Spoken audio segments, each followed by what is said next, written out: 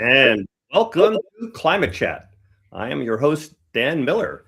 And today our special guest is Eugene Kirpichov, who's the CEO of Work on Climate. And we are going to find out what Work on Climate is. And as part of that discussion, later on, we're going to be talking about regenerative economics as well. And I think it's going to be a fascinating discussion, really kind of in two parts.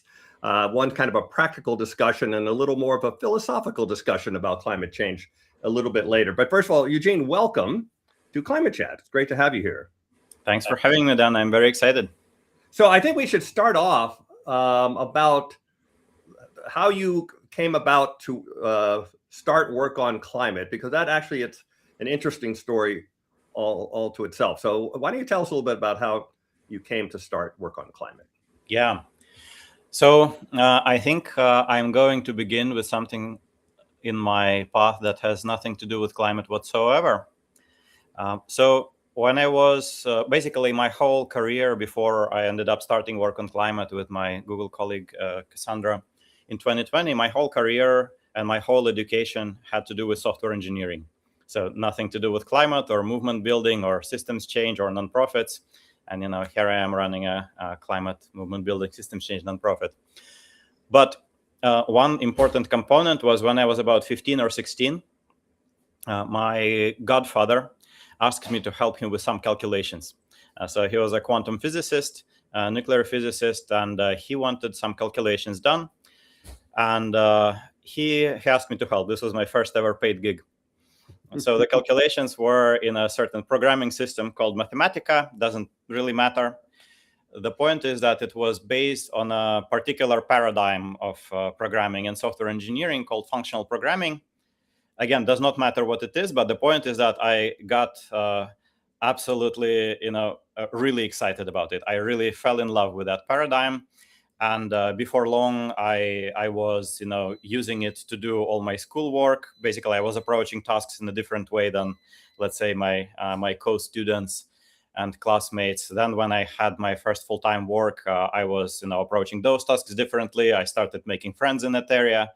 I started running meetups together with them. At some point, I started a journal together with some people I met. And throughout this whole thing, it just like I was doing things somewhat differently in a way that nobody was asking me to. And it brought me a great deal of joy. It felt like I'm, creating my own world in the world in which I exist, the world of software engineering. I was creating my own world based on, this thing that I'm really excited about. And it had all kinds of benefits. First of all, just the sense of wonder and discovery. I enjoyed the respect of my peers because I could do things in ways that were not just better but unthinkable to somebody who is not familiar with that paradigm. Obviously, it was good for my career as well, and I made many friends, and some of those friends actually ended up being really close friends who welcomed me to the US when I moved to the US. But I think the most important thing that this did for me was it kind of changed my identity from somebody who navigates his place in the world to somebody who builds his own world. So this was a big shift. I was not, identifying as a leader for a good chunk of my career and my initial path, and then I did. So let's move a little bit closer to climate and Work on Climate. We will return to this later on. So again, 15 years of my software career, nothing to do with climate. And then around 2019, maybe even late 2018, I learned a few things about just, how concerning things are. And it got to the level where it became morally intolerable for me to do work that's not connected to this. And I think different people react to this information in different ways. Many people, when they see that things are this scary, they're like, oh, shit, it's so big. There's not much I can do about this. All I can do is live my life. Some people are just paralyzed by fear. Like they're like, I want to do something, but I just can't. Like I just can't process this information. So they continue being in the state of being unable to process. I am one of what seems like a relatively rare group of people who are motivated by fear. It's not a good thing. It's just I just happen to be like that. So for me, it worked. And helped me develop the determination to do. something and to shift my career. And around the time when I was really at the peak of this, I guess, concern, I happened to come across my colleague Cassandra and learned that she was also feeling things about climate. And we hit it off, and a week later, we one-upped each other into handing our resignations. So we didn't know what we were going to do. We knew that it was going to be about climate and that we're going to dedicate all of our time to figuring out what we're going to do. And then the next thing that happened and what led to the creation of Work on Climate is that both of our goodbye notes went viral, and like 500,000 people saw them, and hundreds of them started emailing us, about half and half split between people like us who are saying, I want to do something about this problem too, but I don't know how. And the other half was people who were building climate solutions. And this was probably my first shock, which was the realization that solving climate change is about building a different economy. Like, it's not about just disallowing certain things. It's not about just changing our consumption patterns. Really, all it is we have an economy that works in one way, and we need an economy that works in a different way. And that's a matter of rebuilding every single sector and rebuilding the way that the sectors are wired together and so on. So while previously I thought that it is about, I thought of solving climate change as a separate industry. Now there is big industry and then there's climate solutions. And I realized that that's the wrong way to look at it, that it is really about transforming the transportation sector, transforming the energy sector, transforming the manufacturing sector, transforming the finance sector, transforming the education sector, and so on and so on. And that was a very encouraging way of looking at it, because it means that people in every sector can play a hand in it and play a part in it. So we decided to start Work on Climate because it was clear that there is a lot of work to be done in every sector, and people with all kinds of skills could be helpful.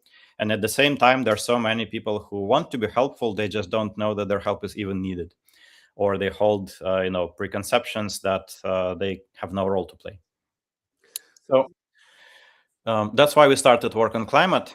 It was always founded on the belief that it is about helping people begin acting on their values, on building a different economy.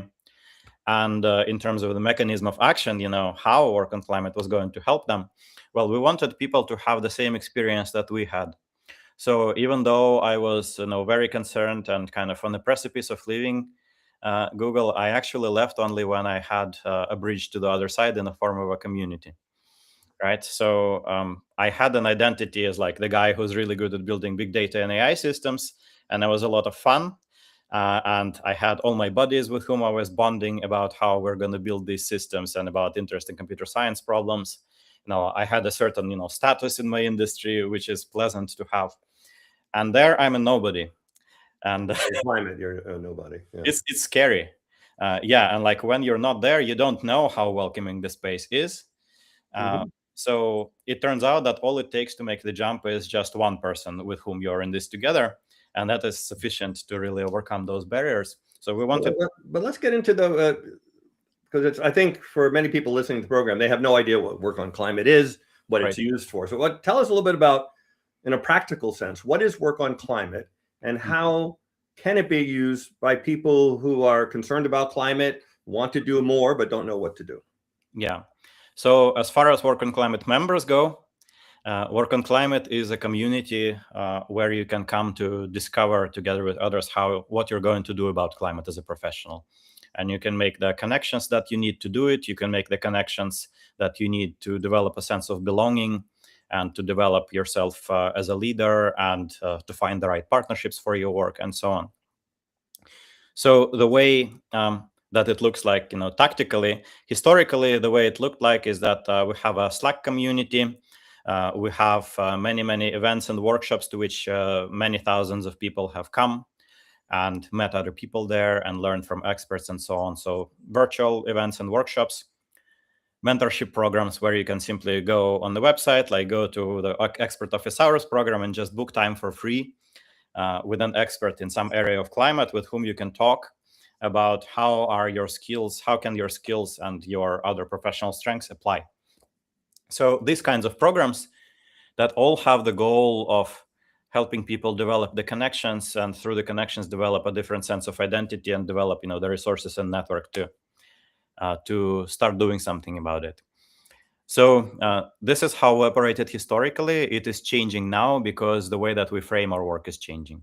For most of our time, our work has been framed around helping people get climate jobs.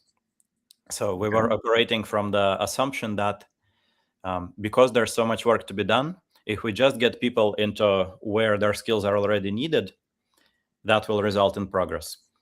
And there were some encouraging developments for a period of time, like the passage of the Inflation Reduction Act that created a lot more climate jobs, and the various regulation being passed here and there all around the globe. But at some point, cracks started appearing in the picture. And this was even before Trump got elected. We just started observing. So we had a tremendous impact in this mode of action, by the way. By our latest count, somewhere between 3,000 to 7,000 people credit us with the fact that they're now doing the climate work they're doing. Okay. Which, if you do some, back of the envelope napkin calculations, that's hundreds of millions of dollars of human capital that are doing climate work thanks to us, which is about 100 times more than our expenses since the beginning of time as a nonprofit.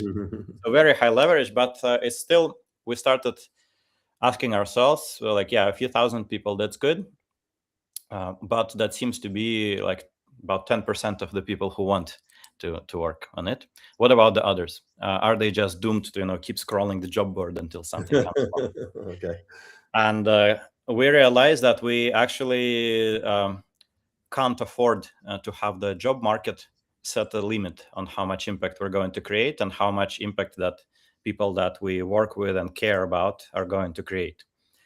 And then once you start thinking in that direction, you realize that getting people into jobs is just fundamentally a rather anemic form of action when it comes to systems change. You can't really change a system simply by giving it what it already wants. Okay. Certainly, it's the system's desire to have people work on climate. It exists, but the really hard part is increasing this desire, not just feeding into it, right? Which useful, but it's not enough. And then I think really the last straw was when I listened to a podcast by Daniel Schmachtenberger. It was a podcast about the poly crisis. So and the meta crisis. So for listeners who are not familiar with this concept, these are two dual ideas. I like explaining that poly crisis refers to the fact that we're facing many interlocked, overlapping crises at the same time. There's a climate collapse. There's a collapse of biodiversity. There is the gradual collapse of democracy and our ability to make decisions together as a society. There are AI risks. There is breakdown of global collaboration that creates risk of wars, and so on and so on. And we're nowhere absolutely nearly on track to solving any one of them. And any one of them can really end civilization as we know it. So we don't stand the chance of avoiding a civilizational collapse if we solve them one by one. That's the bad news, really bad news. The good news is that these are the same crises. These are all symptoms of essentially an economic system and a social system that is architected in a way that any kind of health and these crises are simply invisible to it. I'm sorry, any kind of what is? Any kind of systems health problems, like the health of the climate system, the health of soil systems, the health of our democracy, the health of our collective public and mental health. It is all invisible to the economic system. All that is visible to it is the bottom line of individual companies one by one. And just like if that's all that you're able to see, you simply lack the ability to see real problems and act on them. So no wonder. And that was scary. So that really made me question, should I even be still running this organization? If our main mode of action it's clearly powerless to do something about a problem this deep, like you can't change the architecture of the economic system by getting people into jobs. It's just not going to happen. So yeah, for some time I was wondering, should I hand over work on climate to somebody who is excited about that mode of action while I figure out something to do about the real deal. And I discovered that my board and my staff were actually in the same boat. So we decided to embark together on a journey of figuring out what we're going to do about it.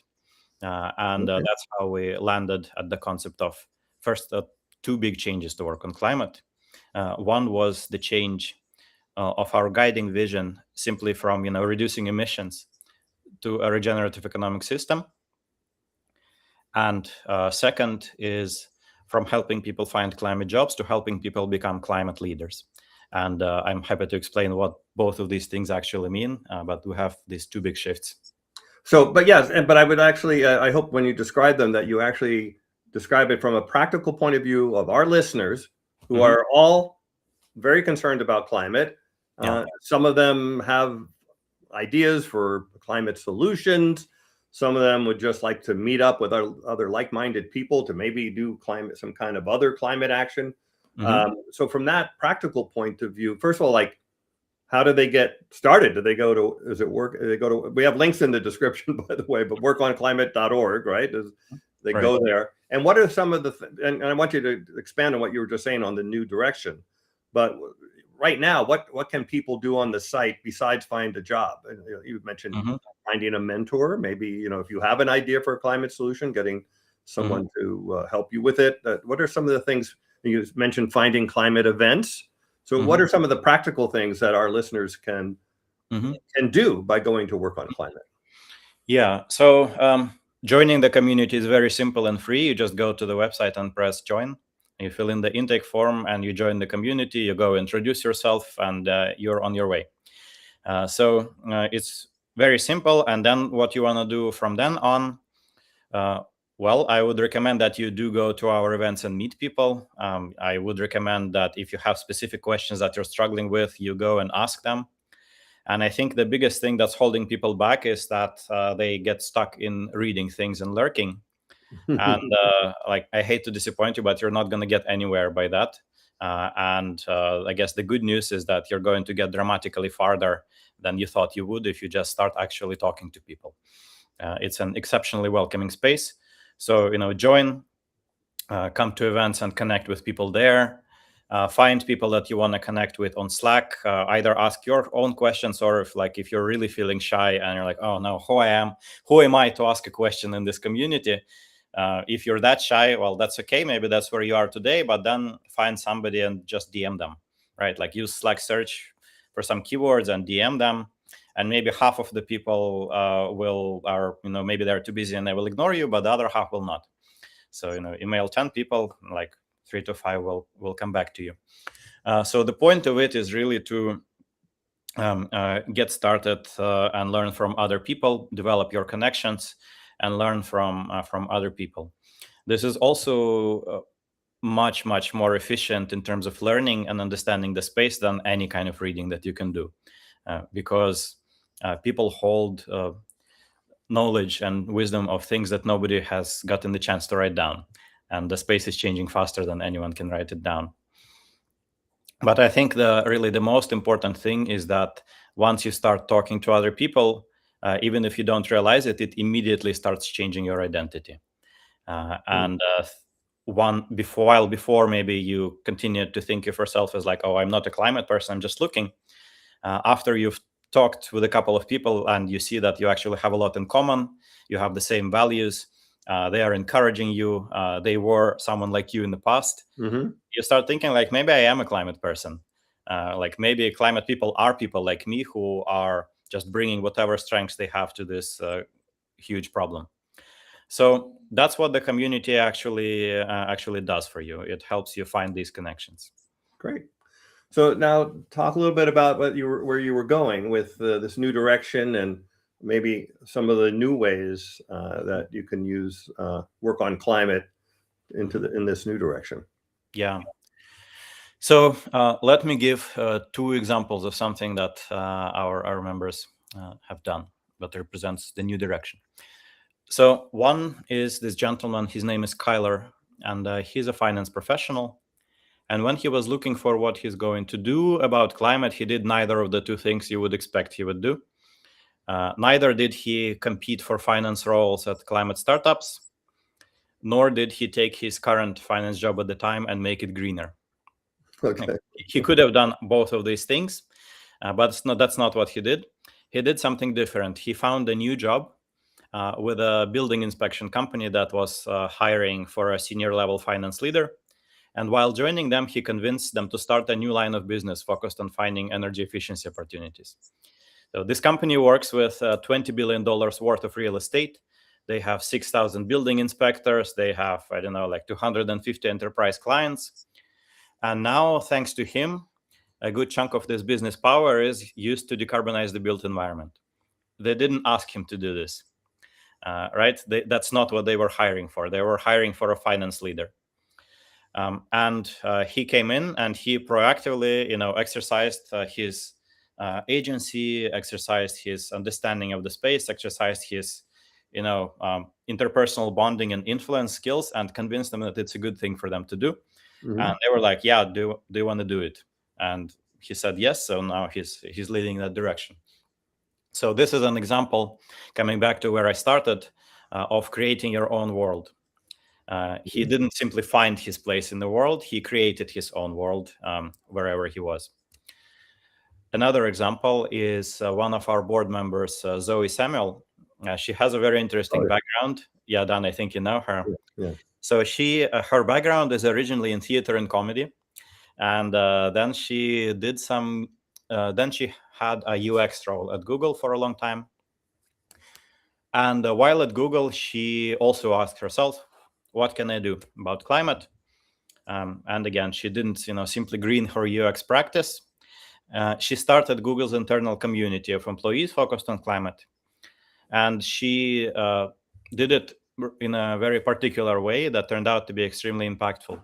So this community, their goal is to help Google incubate climate positive lines of business and products. So it's not like about yelling at executives to do less AI. It wouldn't be so bad if they did less AI, but that's not what this community tries to do. What they do is basically when some of Google's business units wants to incubate a new climate positive line of business, like let's say Project Sunroof was incubated this way. Of course, this project is under-resourced. Of course, this project needs some help. So these projects come to this group and ask, help us. And a bunch of 20%ers with Google's caliber of skills jump and help. And so this group, which is now over 4,000 people, they deserve a lot of credit for the fact that over half of business lines at Google X are focused on climate today. Again, that's something that most people don't know, but over half of those projects are climate focused. Both the currently active ones and the ones that were shut down. Obviously, it's a natural part of it, but so many of them are focused on climate and owe a lot in their early stage development to the help of this group. Another example that's even simpler, something I did shortly after leaving Google. Shortly before leaving Google, I was presenting at an AI conference, presenting my Google work. And after I left Google, I met a bunch of companies that were using AI for climate. And I thought, how come I never heard of them? How come there was not even a whiff of any of these companies at the AI conferences where I've ever been to in my life? And so I went to that conference and was like, hey, guys, I just did my talk with you guys. I just left Google. I'm doing this climate thing. And did you know that 20% of all venture investment is going into climate, which was true at the time. Now it's less, but still a substantial amount. Did you know that there's so much going on? Did you know that there are so many companies using AI for it, this company and that company and that company? So they ignored my email. A week later, I sent another one with slightly more elaborate rhetoric. And they said, wow, how interesting. I had no idea. Sounds cool. Do you want to be the chair of this track? And so for the next 3 years in a row, we ran climate track at one of the leading AI conferences called Predictive Analytics World. So again, it was not particularly hard to get the buy-in for it. You just got to do it. You have to identify as somebody who does this sort of thing, who creates their own world. And you have to go and make a case for it, and then you have to do it. It was hundreds of hours of hard work to actually organize those tracks. But it's cool. It's a lot of fun. So we did it. So what this means for work on climate today and what we're doing. So we are, again, changing work on climate from an engine for helping people find existing climate jobs and existing other opportunities to an engine for leadership development, for helping basically rank and file professionals everywhere step into the capacity they have, even without realizing it, to be leaders of this transformation at their companies, in their industries, in their communities, in any kind of professional sphere that they're part of. So professionals have so much to offer here in terms of leadership in every sector, because like everybody knows some people, often some influential people. Everybody in an industry knows how the industry works and how change happens in that industry.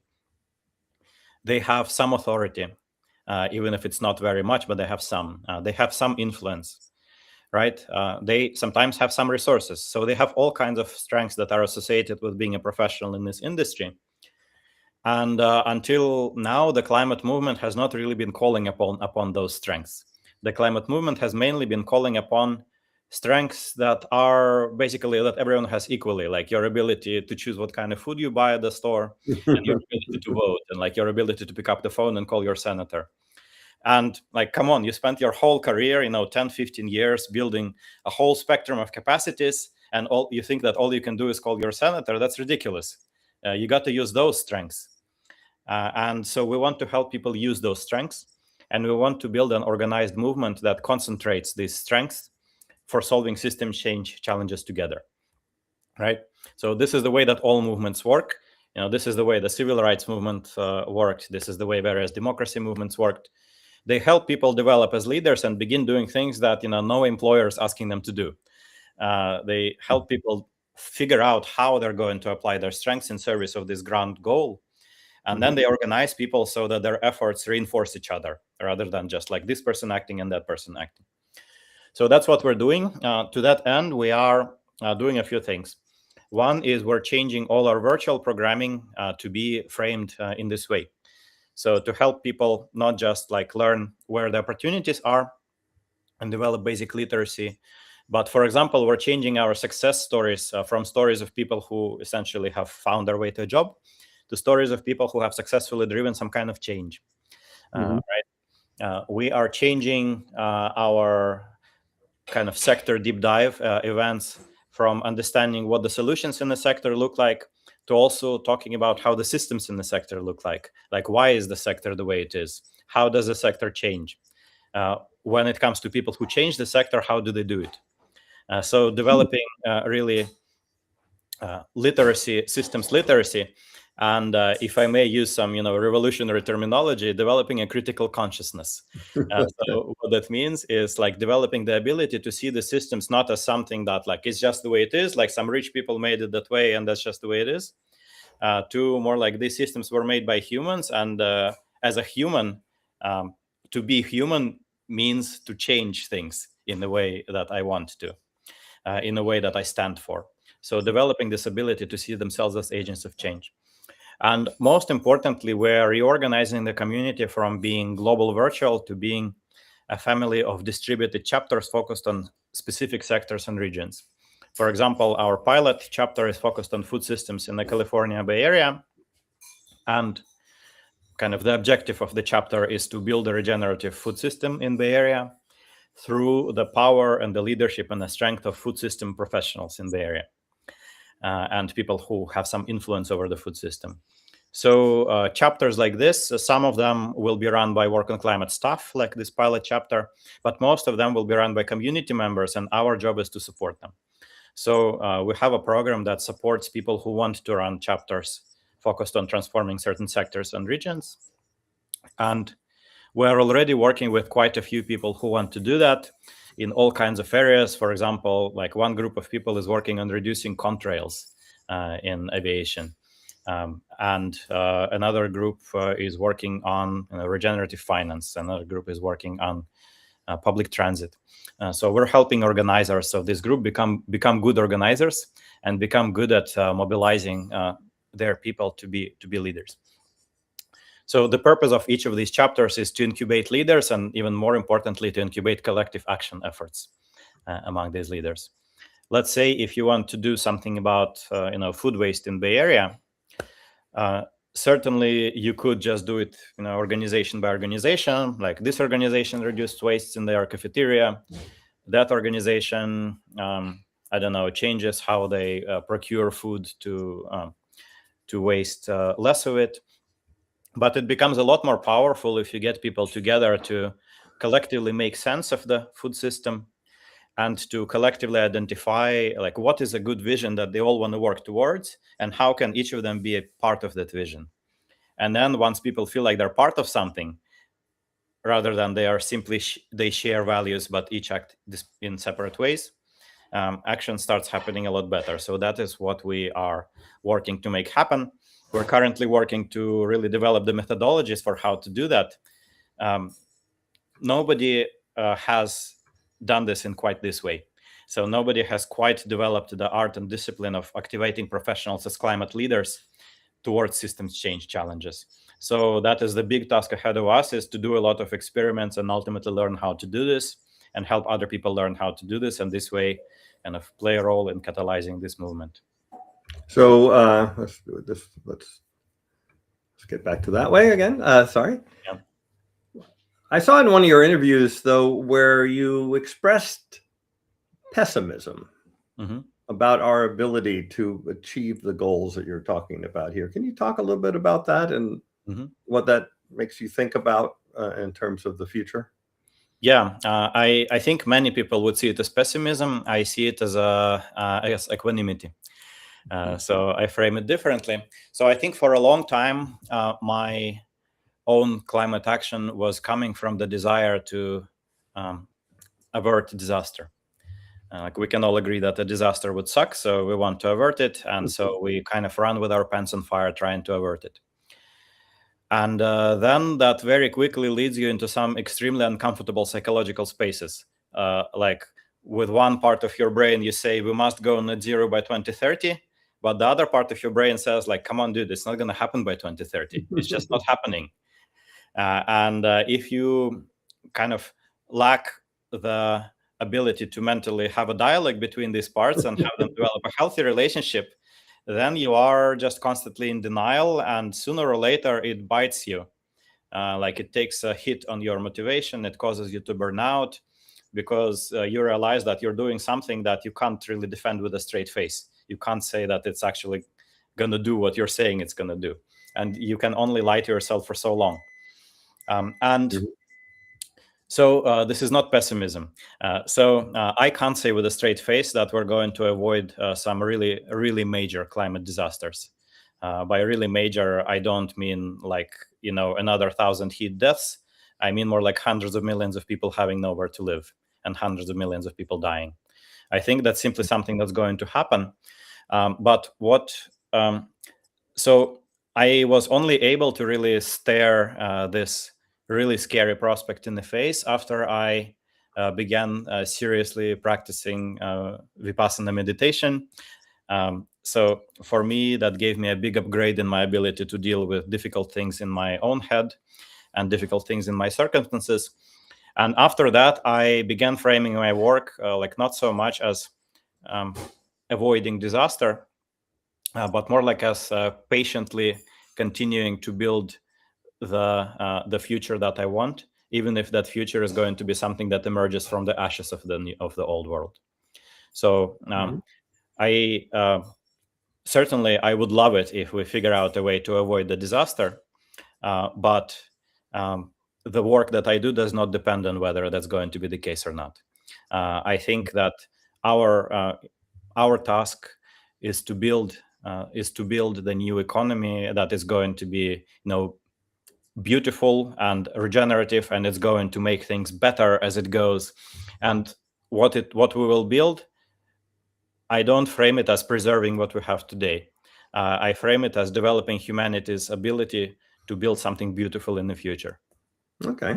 Well, by the way, I think that work on climate people would find a home here on Climate Chat and vice versa. I mean, I think we try to cover the future sort of in a realistic way and trying to avoid the stories that people are telling themselves that to make them feel better. But so one of the areas that you're now focused on, and you wrote an article about, which, by the way, again, links in the description to that as well, is on regenerative economics, which I think is part of this future that you're talking about.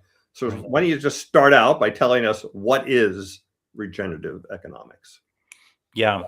I was recently talking to my grandma about this, and I was very delighted that Describe it like you described it to her. That might be good, right? Yeah, I was really delighted that it actually resonated with her. While previously, when I told her about my work, she was like, very good, Eugene. I'm very happy for you.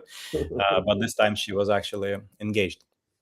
So I would begin by saying, look at, for example, look at a rainforest, or look at a human body, or look at any other living system. Let's say a rainforest. There is an exchange of resources and information happening between different beings that inhabit it, whether it's, rabbits or capybaras or trees or bacteria or worms and so on. So there is an exchange of resources and information happening there. It's an economy in a meaningful sense of the word. Certainly, it looks nothing like our economy, but it's an economy. And likewise, our economy, in a meaningful sense, it's also a living system, right? It's alive. It's like very different in shape from a rainforest, but fundamentally, these are kind of the same thing, just architected very differently, right? And one very interesting observation we can make about something like the rainforest is that all activity that happens in it tends to strengthen its health. So on one hand, certainly there is a lot of collapse and death in the economy. So it's not like nothing dies in the rainforest. It's not like no ecosystems ever collapse. They do. But if we look at the track record of living systems, some of them have an astonishing track record of surviving in a healthy form for a very long time, like tens of millions of years. So clearly there is something profound there. So they have this wonderful property. Or let's say in my body, all my cells work together to keep me healthy. That is the only point of the activity of the exchange in resources in my body. It is to keep me healthy so that I'm able to do meaningful things. And it's been working pretty well for a while, for 38 years. Hopefully will continue for a while longer. So really nice property. Our economy today, unfortunately, doesn't have this property. Our economy has many great properties. It's very efficient. It's very good at growing things. These are all, useful tools to have in your toolbox. But when it comes to the property of surviving for a very long time, because the activity is aligned with what it takes to survive a very long time, our economy doesn't have that one, right? It's simply absent. And it is a very profound property, and it is one that is very difficult to develop. So a regenerative economy, it is the idea of first acknowledging that it would be nice to have this property, where basically the harder our economy goes, the healthier it gets. Where, as business activity happens in the economy, our public health improves, our soil gets healthier, our connection with each other improves, our climate system gets healthier, and so on. And really, there are only two alternatives. Either as the economy goes, it gets healthier, or as the economy goes, it gets sicker. And if it's constantly getting sicker, there's only so far that can go before it collapses. So the only way for us to have an economy that's even going to be around for a long time is to make it be regenerative. So the idea of a regenerative economy is to first acknowledge that this is desirable and acknowledge that we don't have that today. And second, it is also to ask, to start seeing our economy also as a living system, and ask, how the hell do they do it? How do living systems that have this property, why do they have it? Is there something that we can transfer to our context? This is not at all about going back to the forest and living in the woods. This is not at all about saying that our economy must be the rainforest. It is about simply observing that there seems to be an example in nature of solving a problem that we are facing, and we haven't figured out how to solve. Can we learn something from how it is solved there? And when it comes to how it is solved there,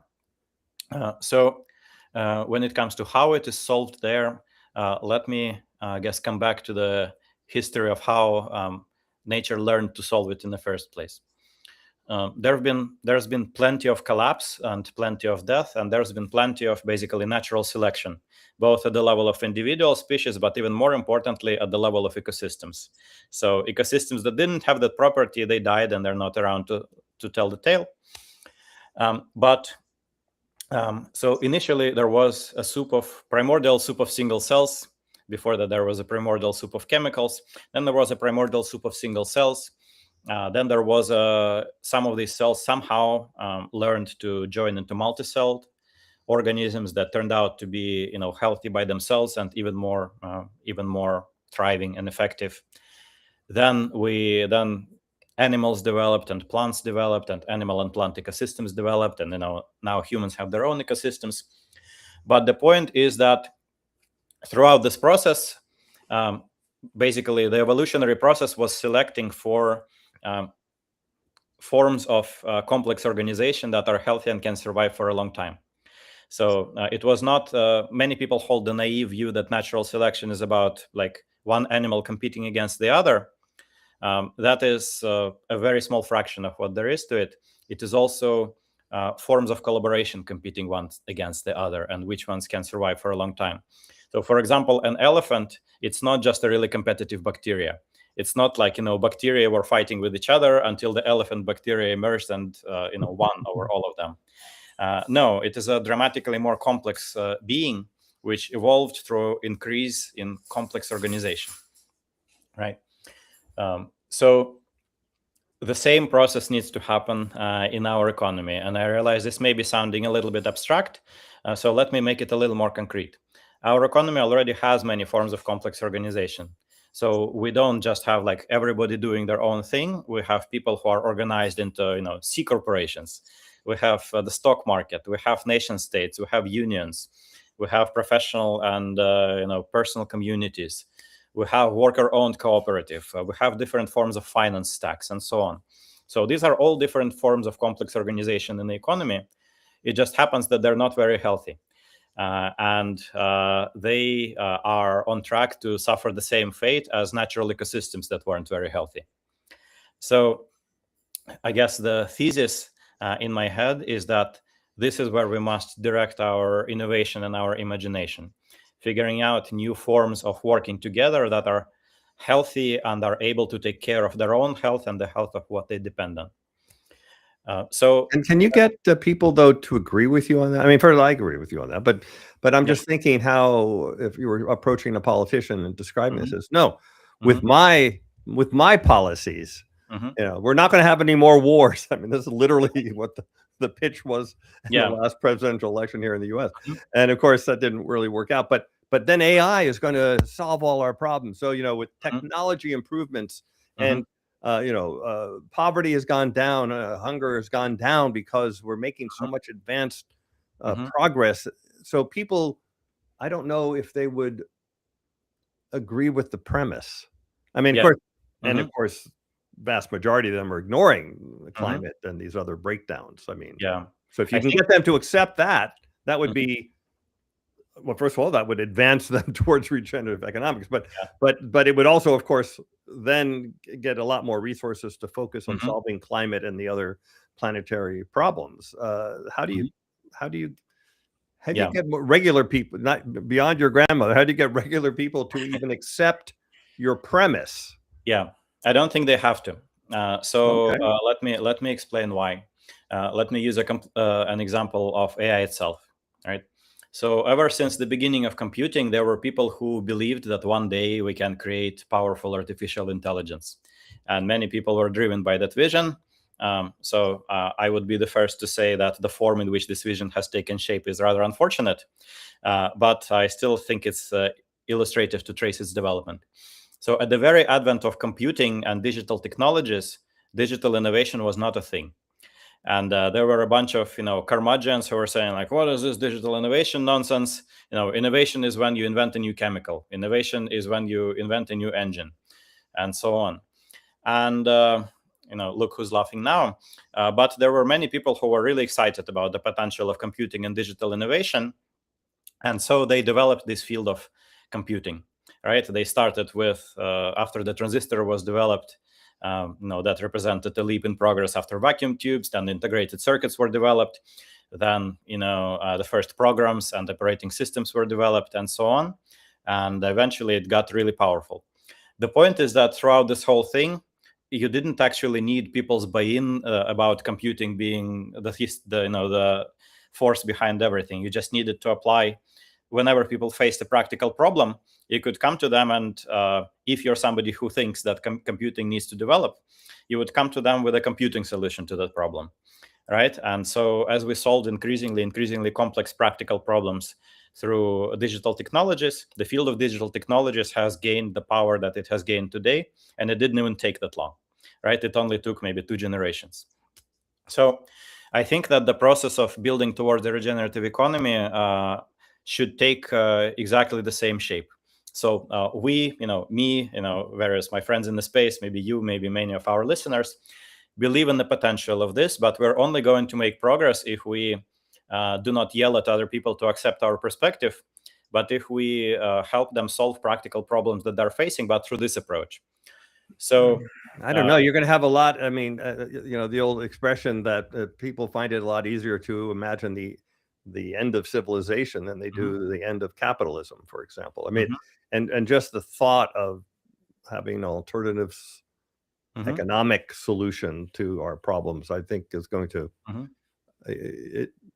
it won't just be like thrown out in the as an idea that compete with other ideas. I mean, there's going to be a lot of disinformation and attacks and everything like that. I don't know. It's been has been the case for climate solutions, right? I mean, lots of windmills kill birds or whales or whatever, these kind of things, which are these kind of ridiculous things. Yet it does prevent progress, right, in these areas.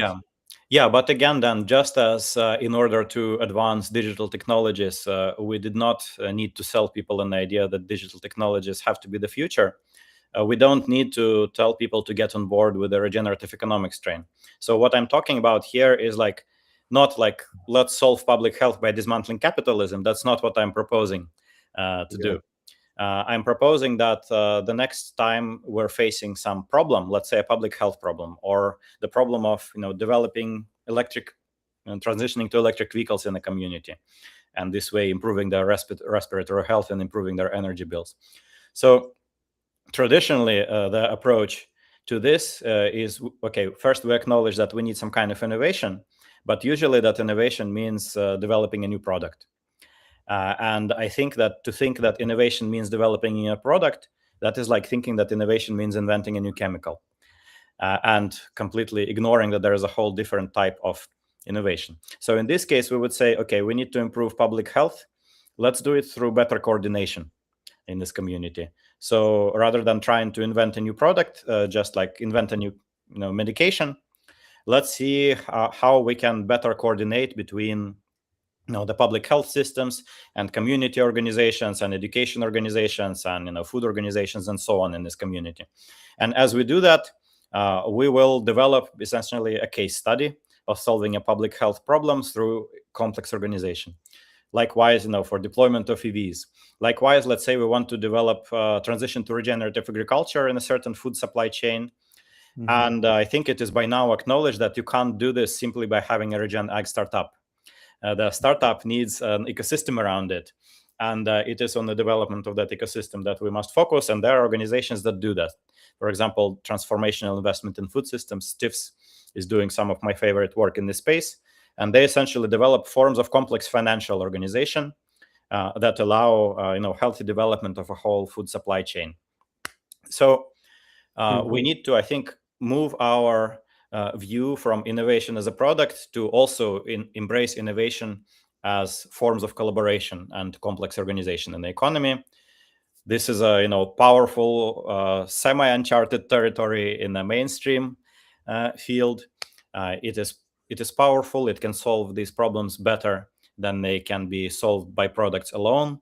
And I think that if we really direct our attention towards this, then we will develop this discipline to eventually have the kind of power that digital technologies have today. Although I think, when I look back at, when there was a transition from vacuum tubes to transistors and then to integrated circuits, it's not like the vacuum tube industry had all this political power and was working to stop it. When it comes to healthcare, it's very clear in the United States that we pay twice as much as everyone else for healthcare, and we have the worst outcomes in the developed world. And everyone knows, including everyone here knows, if we shifted to universal healthcare, first of all, it wouldn't even cost the government anything because, again, we're paying twice as much. Half is paid by the government already. So for the same amount of money, we would have better, less expensive healthcare without bankrupting everyone. We know this, but that's not what stopped it. So the ability to have an alternative solution in this particular case is not the thing that's stopping us. When it comes to climate and fossil fuels, we know that fossil fuels will kill us and are killing us. And we know we have alternatives. But so it's not the lack of the knowledge of what we have to do or what we can do. So I'm saying, so in some things, like, again, if you're going to have a new technology that replaces another technology, sure, you can do that and change the world that way. And AI is both a good and bad example of that. And then, but I think for the economic systems where there's incredible entrenched power, and the healthcare system where it's simply the insurance companies are skimming off 20% of all the healthcare dollars, and they like that, and they invest a very large share of that money, which is incredible amount of money, into buying politicians. So, any thoughts? I mean, I want what you're saying to succeed. But of course, we always run. We don't lack for knowing what we should do. We lack for, as you were describing, for the ability to do it. And any thoughts on that and on that side of it, and getting past the entrenched power? Yeah, it's going to be a fight. There's no question. So I think that, in fact, one of the things that frustrates me about the impact space broadly and the climate space is that often people simply ask, how can we build something that's good? Like, how can we build a healthy form, a healthy technology, a healthy form of community, and so on? And like, that's nice, but we need to remember that the existing system has dominated the economy, not because it's better, but because it's more inclined to kill. So in fact, the modern form of civilization in the first place, it's not like, nation states dominated because they're better at feeding people and taking care of their health. No, they're dominated because they're more interested in killing others. So they're going out to colonizing and things like that. Yeah, so they've killed others. So we need to recognize this and know that we are going to, the system is going to try to kill us. There's no way around that. So whatever we design needs to be designed for that, to have teeth and to be able to defend itself, and even more importantly, perhaps be resistant to co-option. I think we can all recall stories of climate startups that were then bought by Shell and now are serving Shell's interests rather than climate's interests. So I'm not saying it's easy. I'm just saying that this is a type of innovation we haven't tried at an even remotely necessary scale. So I think if we try it, maybe it still won't work, but maybe it will. And another thing that comes to my mind, so I just recently finished this book that Tom Chi has published. Tom Chi is one of the founders of Google X originally, and now a climate VC, and he's probably quite possibly the smartest person I've met in my life, to my knowledge. And he wrote a book called Climate Capital. It has very little to do with capital, and he acknowledges that. But one phrase in that book is that there are many refrigerators that have lasted longer than all of shareholder capitalism. So the modern form of the economy that, yes, it's quite entrenched, but we perceive it as something that is just the way it is, but it's very recent. It's very recent. And we have brought it into being. We can bring a new thing into being too. It was not gods who brought it into being, it was people. And people can bring a different one into being as well. And if we look at the history of humanity over a longer period of time, these things have changed many, many times. This isn't, it's not a unique moment in history when we have an entrenched system. This has happened many times before. These things tend to, either collapse by eating themselves alive, or tend to be outcompeted by something else, or people just walk away from it and develop their own thing on the side. And because people have walked away, the old thing has nothing to rule over. So all kinds of possibilities exist to exit it. But the first and most important thing is simply to see it as changeable and get out of the fatalistic mindset. Oh, that's good. I like that. So we're gonna move on to some other questions from our co-mods and from some of the YouTube audience. But maybe you could end with what suggestions you well, two things. One, what do you suggest to our audience in terms of work on climate? As you said, just I guess go on the website and start learning. I guess you gave that already. But just in general about this other thing we're talking about changing the system. Any words of wisdom to the audience members who are excited by that and would like to engage with that? What are your suggestions to them? Yeah, I think my suggestion to them is to how do I say that? Well, first of all, in terms of learning, develop basic systems literacy in the systems that you're working on, and just like try to start thinking about what can you do to make little changes to the way it is wired together, rather than just what products exist in that system. Right? That is something that most likely very few people are doing in whatever industry you're looking at. So you can be really disproportionately impactful if you do that. But this is uncomfortable.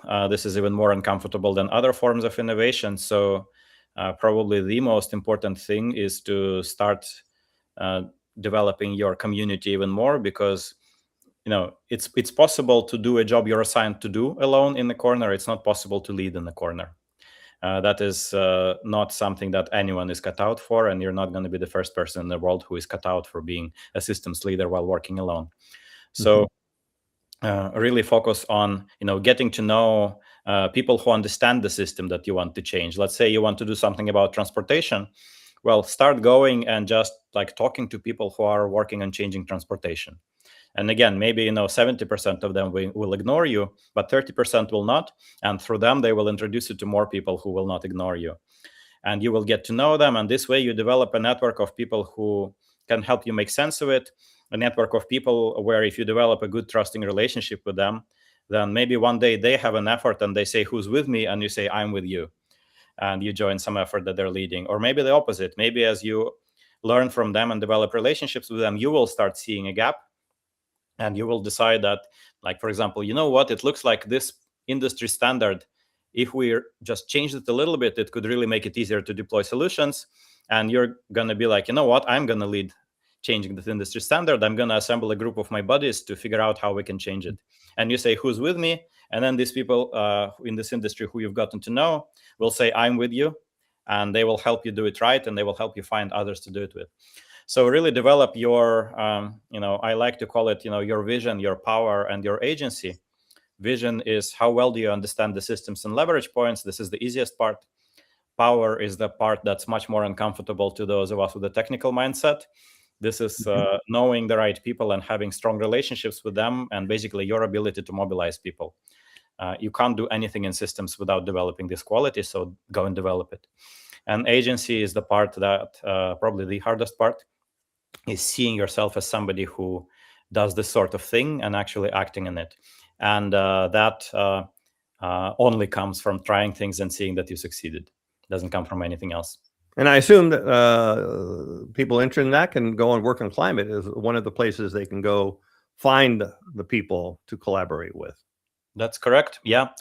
And right now we are continuing to develop our programs that are going to be increasingly helpful to you in this. So, right now, honestly, don't expect to be wowed by our offerings in this, because we just began executing this strategy in full force at the beginning of this year or end of last year, but we will become increasingly better at this. Very good. Okay, so we're gonna move on to invite Stacy on here, and hey there, Stacy. Hi there. Hey, Dan. Hi, Eugene. Thanks for being here. I want to tell people, if you're interested in this, go through the questionnaire on work on climate. I've signed up. I'm looking forward to joining the conversation there. It's super easy, and they have one of the finest community guidelines I've ever seen. It's very well done. I had two comments from people in the audience here. Well, We should let's do ask, your own first, and then we'll do Eli. well, Then it dovetails into mine. Okay. We should ask AI, hi AI, how can we humans stop moving our clocks twice a year? And if AI requires a quarter of the nation's power and water, the algorithm is clearly not ready yet. LOL. So use a climate guy at an AI conference. How does that work? Yeah, I think my my thoughts about the intersection of AI and climate are a little bit nuanced. So let me say a few statements that I think may sound contradictory, and I'm happy to dive into why they're not. So one, I think that the fact that we have introduced AI into the current economic system is horrible. It would have been much better if we had never introduced it. It was kind of like, Prometheus getting fire from the gods into a world that has no fire safety, right? So I think that It's a good one. yeah, I think the role that it plays in the current economy is and it's not AI's fault. It's the fault of an economic system that makes it be applied to things that maintain or accelerate the status quo.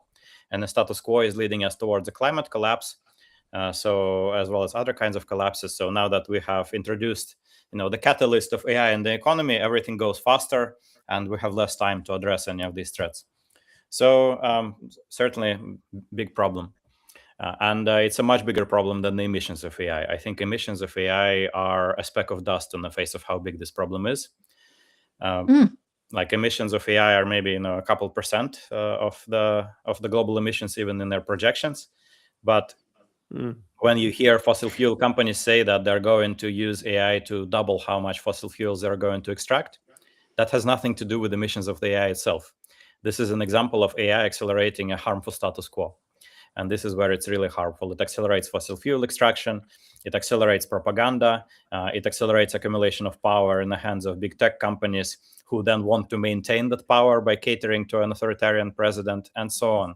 So it accelerates all of these things that were already going on. So in that sense, it's very unfortunate. On the other hand, if we had a regenerative economy, hey, bring on all the AI. It's going to accelerate a good process instead of accelerating a bad process. It's one thing. The other thing is that this absolutely does not mean that I'm against using AI. I say, like, when it comes to good applications, use all of the AI you can. Use it as hard and as well as you can, because otherwise it's going to be only the bad guys using it. It's a powerful technology. It really it has potential to transform how we do things, and God knows we need to transform the way we do good things. Okay. So Right. don't worry about the emissions you're going to cause with this. These emissions are going to be nothing either compared to the overall emissions that AI has of its own, and certainly absolutely nothing compared to the emissions it's enabling the rest of the economy to create. Good point. Thank you. Let's bring Eli in for a question. Hey, Eli. Hi, thanks, Dan. So I'm very much with you on the idea that fear has been an insufficient motivator, even though it really should have been, and relatedly that we have to build the kind of civilization that we want, not just like work on this crisis and really emergency that's facing us, and then wind up with a world that still has a bunch of problems and isn't pleasant in other ways to live in. What I've hit on kind of parallels some of the things that you've described, and that involves actually utilizing recaptured carbon to build a civilizational infrastructure that is itself sustainable and meets the needs of the human population far more efficiently, which in turn would free up all of the resources and land and parts of the ocean that are being utilized very inefficiently, so that we can have a planet that supports 10 billion people at a better level of comfort than presently enjoyed by most, while rewilding 90%. So that's the vision that I'm laying out. And What's the question, Eli? I'm kind of throwing that out as how, do you see that paralleling the directions that you alluded to going into in the future, and if you could elaborate on those? Mm-hmm. Well, Eli, I think that we are probably talking about the same future, but sounds like you're building a particular technology. If I understand correctly, that will be an important part of the future. Did I get you right? Set of technologies, yes. Mm-hmm. Well, yeah, I think it's great that you're building them. I hope that you succeed. And I think in the context of our conversation, I would, again, encourage you to also look at what it's going to take to have the system ready for deploying your technologies. And if there is any possibility for you to work on that too, do that too. Or maybe even ask, like, is there something that can be done to have the systems in which you're deploying your technology ready for deploying other technologies like this as well? I don't know if this is making sense. I think I'm just continuing to say that product innovation by itself, it's necessary, but if it can be supplemented with structural innovation on the architecture of our industries and communities and economic systems at various scales, it can be even more powerful, I think. Okay. Thank you. So I guess independent of that, I was also hoping that you could go into a little more detail on you alluded to some new efforts of your organization that were unfolding, and if you could clarify perhaps. Yeah. So right now we have two main streams of work. All of these have to do with developing this distributed network of local industry chapters focused on driving systems change in that particular industry, in that particular place. And so one stream of work is the Bay Area Food Systems chapter, where we are running it ourselves. And we are in that chapter figuring out exactly how do we activate professionals in a certain industry to become leaders. And the second stream of work is us supporting community members who want to run their own chapters like that. So through that, we're learning how to do distributed leadership model for this. So for us, this is really a year of learning how to do this well. And as we learn this in future years, we will be able to apply it to increasingly complex problems. Okay. So thanks, Eli. Stacy, I see not too many. I have a couple here. Okay. The one from Humpers 42. Does Eugene think we need a collapse of capitalism to achieve regenerative economy? I don't know. I hope not. So when I think about like my visual metaphor for what the transition looks like is, imagine an unhealthy forest that is beset with various problems. And then some kind of mycelium starts growing on the ground, and then new species start growing, and these species enter, they overtake the old forest, in some cases by just being alongside it, in some cases by developing a relationship of symbiosis with it, in some cases eating it alive and digesting it into something more healthy. So it's an incremental process that results in transitioning from one system to another. I think that if we simply say, down with capitalism, down with all of the power structures we have today, and we just take them down, I think what's going to grow on top of that is the exact same thing that we have today. Okay. One comment I wanted to read, obsolete optics. What good is an economy without an ecology? Which I think that's a good position to have. Aaron N. Gray asked, how do we reinstate the global commons and a parallel economy to make the existing system redundant and subsumate? Yeah, I think that is exactly the work. So that is the work. Global commons are a mechanism of coordination and complex organization that we need to have. And right now we don't have it. And I think that this is a task as big in ambition as developing AI was 50 years ago or 80 years ago. So we need to work patiently and persistently on developing the art of new forms of organization in the economy, including deploying existing mechanisms of governing common resources at increasingly larger scale, and ultimately get to the global scale as well. And these mechanisms exist. Like, we don't need to invent them from scratch. In fact, Elinor Ostrom won the Nobel Prize in economics for documenting how humans have done this, which was contrary to mainstream economic wisdom at the time, which said that it simply can't be done. And not only can it be done, but it has been done. So we have the components of this, but we need to roll up our sleeves and get to the work of developing those kind of structural, architectural technologies. Okay. Well, Eugene, I want to thank you for informing us, first of all, for doing the work to make this community available to everyone to start with in its original form, and for the work you're doing to transform it to develop climate leaders. I agree. I mean, when you look at the problems we face on climate, one of the big gaps we see is that we're just lacking leadership. It should be, people think climate scientists are supposed to be the climate leaders. Well, then where does that come from? And they're supposed to inform our political leaders, and our political leaders are supposed to lead us away from harm. They've chosen not to do that. They're not able to do that, whatever. There's wrong incentive systems for them. So we do need climate leaders, and there's not enough of them. So I wholeheartedly support what you're doing and look forward to seeing how that part of your community develops, because it's super important. Dan, is it okay to share with the community what we need in order to do it better? I'm sorry, say it again. Is it okay to share with your listeners what? Oh yeah, please, absolutely. Yeah. So the main thing we need is funding. So no surprise here, but we do need it. And it is philanthropic funding. It is basically, we can't really rely on the big foundations in this work, because they have a particular mode of action, particular paradigm. And what we're doing is a new paradigm.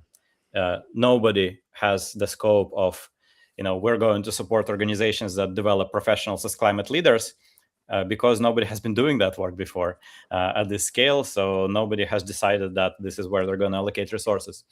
So we need people who really want this to be a thing. We need them to come to us and work together with us and help us resource this work. So we need that. The second thing we need is if you are a professional who wants to organize others in your industry around transforming your industry, we need people like you, and we need case studies of success of this. So come to me and I'll tell you where to go next in terms of getting support from us. But again, we can only do this at a sufficient scale if we get sufficient funding. And I assume people can get in touch with you by joining Work on Climate and linking with you and DMing you, for example? Yeah, I am exceptionally easy to find. So hit me up on LinkedIn, hit me up on our Slack, email me at eugene@workonclimate.org. There you go. Well, great. Well, thanks. That's a great way to end. And I also want to, by the way, remind everybody, since he's pitching for funding, we're not pitching for that, but we are pitching that you support the channel by subscribing, liking, commenting, sharing this program with others. I think it's a very important program. Again, we spend so much time talking about climate science, and we know kind of all we need to know. And we also know about climate solutions. But what we're talking about today with Eugene is really about how do we change the system so that we can actually make a better world. And again, thank you, Eugene, for all you're doing. And thanks for spending time with us today. Yeah, thank you, Dan. I really appreciate it. So thanks. You can stay on, Eugene, for a moment, and I'm going to end the show here. So everyone, let's see, next week on Sunday, we have Allison Taylor, who's a business ethics professor at NYU. And that's going to be a very interesting discussion about what big businesses are and aren't doing when it comes to climate change. So tune in next week for that. And everyone, thanks again. And Eugene, thank you. All right. Take care, everyone. Thank you. Bye-bye.